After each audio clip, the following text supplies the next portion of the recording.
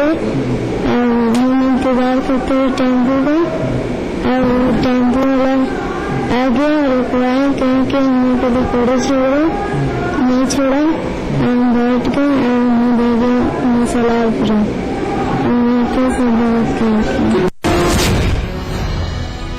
वाकई बेहद शर्मनाक वाकया है। इन दोनों नाबालिग लड़कियों के साथ गैंग रेप हुआ, जिसने आज इनकी हंसती खेलती जिंदगी को तबाह कर दिया। नाम उजागर नहीं किया जा सकता, पहचान नहीं दिखाई जा सकती, किसी से जिक्र भी नहीं किया जा सकता। इनकी जिंदगी में वो डरावना पल अब इन मासूम लड़कियों को ताउम्र सताता रहेगा, जिंदगी भर एक नासूर की तरह चुभता रहेगा। अब जरा इस शैतान को भी एक नजर भर कोस लीजिए, क्योंकि उन 4 दरिंदों में ये भी एक शैतान था, जिसने अपनी हदें लांघ इंसानियत की साख हिला कर रख दी। और क्या सकती और भी क्या करता है?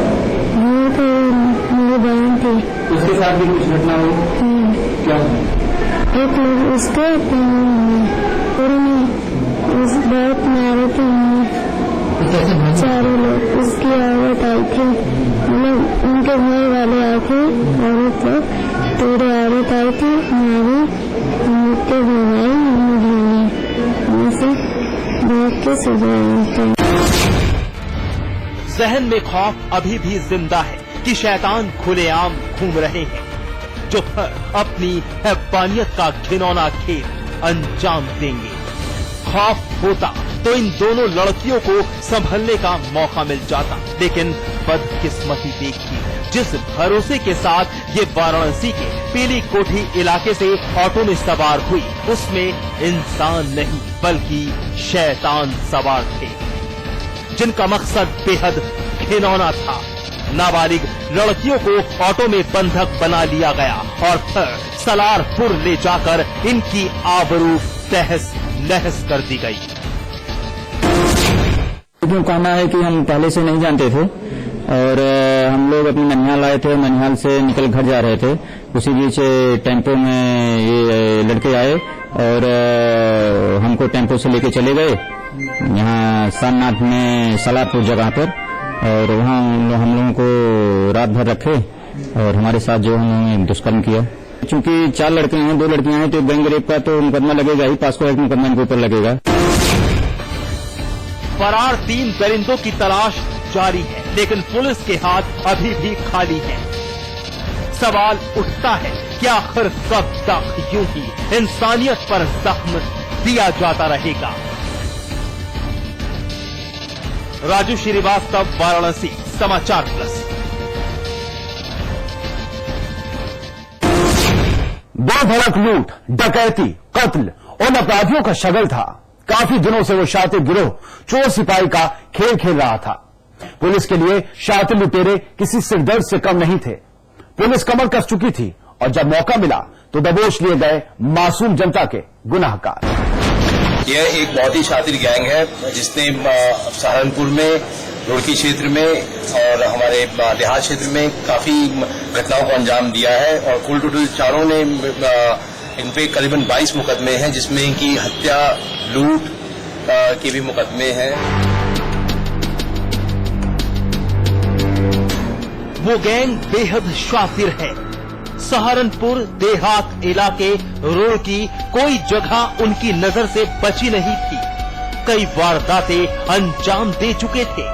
उन चारों पर तकरीबन 22 संगीन मुकदमे दर्ज हैं। लूट, हत्या, डकैती, यानी बमुश्किल कोई अपराध ही छोड़ा था जिसके बलबूते खौफ न फैलाया हो।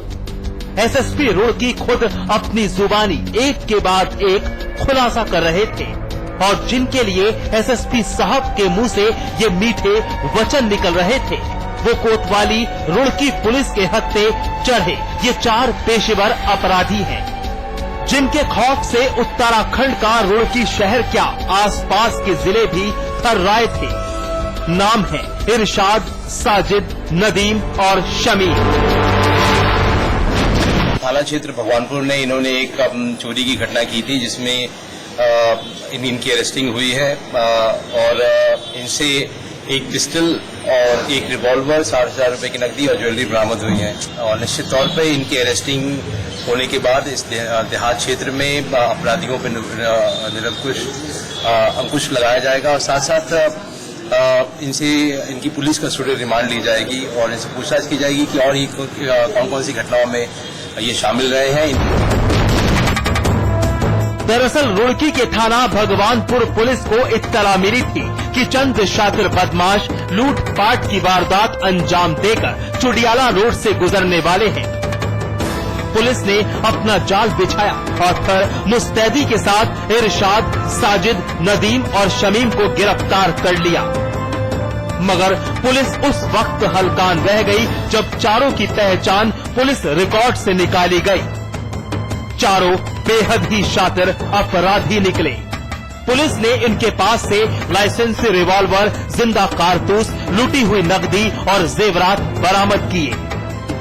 पूछताछ के दौरान इन्होंने बताया कि 21 सितंबर की रात इनका शिकार चैली गांव का रहने वाला दूध व्यापारी का परिवार बना। जमकर लूटपाट मचाई गई थी वहां। फिलहाल पुलिस इनकी गिरफ्तारी से बेहद खुश है, क्योंकि पब्लिक तो पब्लिक, पुलिस भी हलकान थी इन शातिरों की करतूतों से। कई संगीन मुकदमे दर्ज हैं इनके खिलाफ। रिमांड में लेकर पुलिस अगली पिछली सब उगलवाने की फिराक में है। आरिफ नियाजी, रुड़की, समाचार प्लस।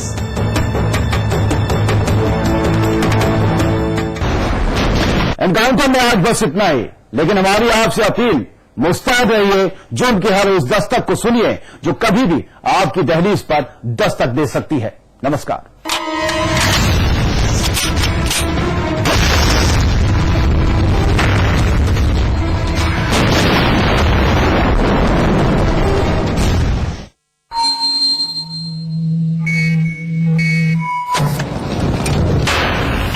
पत्रकारिता के हर फन का उस्ताद जो खबरों में भर देता है फौलाद, सच की वकालत करने वाला एक नौजवान जो बंद कर देता है हर झूठ की जुबान। लोग कहते हैं जिसे बेबस और मासूमों की आवाज, जिसकी एंकरिंग का है अपना एक अलग अंदाज। देखिए अतुल अग्रवाल को सिर्फ समाचार प्लस पर। खबर वही जो हमने कही। मेगा मॉल बनेगा, तो बिगेस्ट इंडिया एवर सीन। यहाँ स्टेडियम बनना चाहिए। चैरिटी के बारे में सोच रहे हैं। कभी तो ऐसा ख्वाब देखिए जिसमें हजारों ख्वाब शामिल हैं।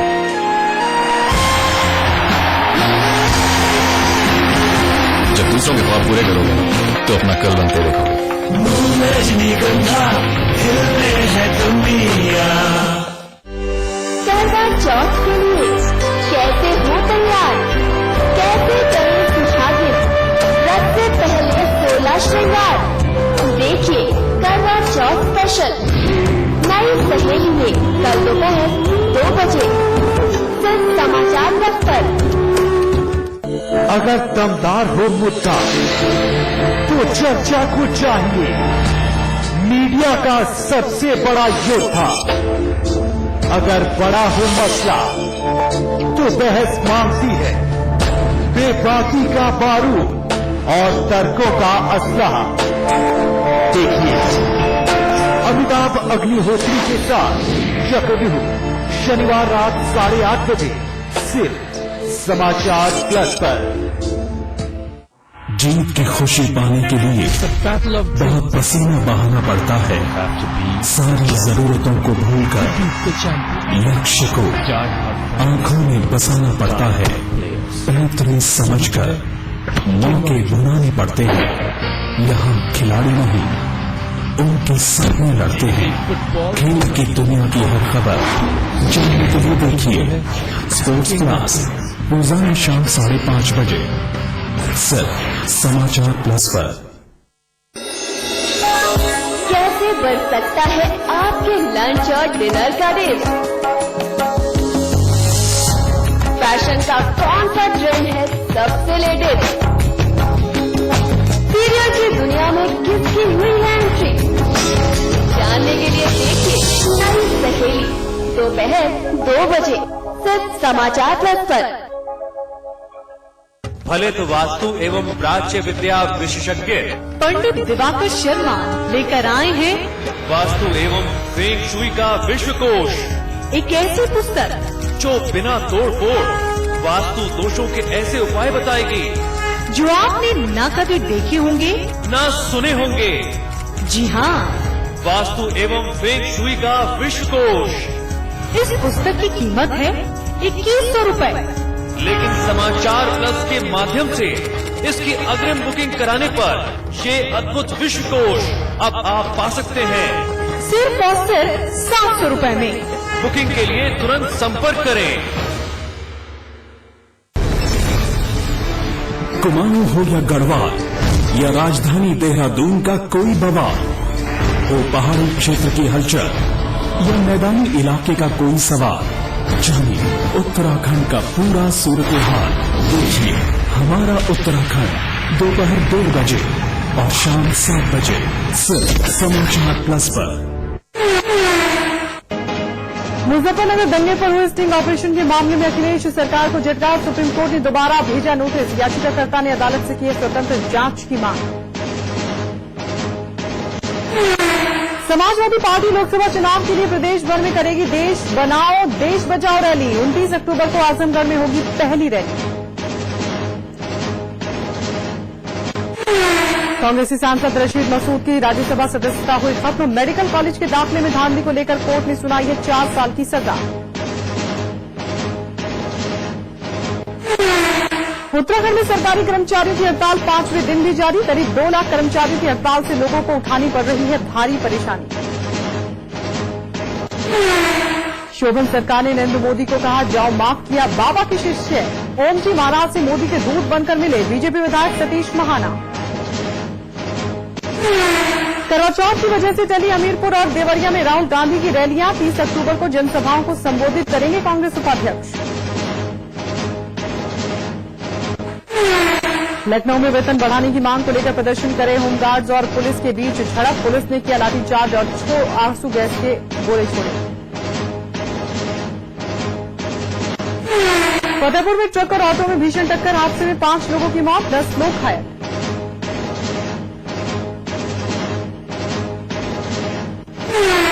मुख्यमंत्री अखिलेश यादव ने 117 पुलिसकर्मियों को किया सम्मानित। पुलिस स्मृति दिवस के मौके पर पुलिस लाइन में दिवंगत पुलिसकर्मियों को दी गई श्रद्धांजलि। और प्याज की कीमतों ने आम आदमी का फिर से निकाले आंसू। 90 से 100 रुपए तक पहुंची प्याज की कीमतें।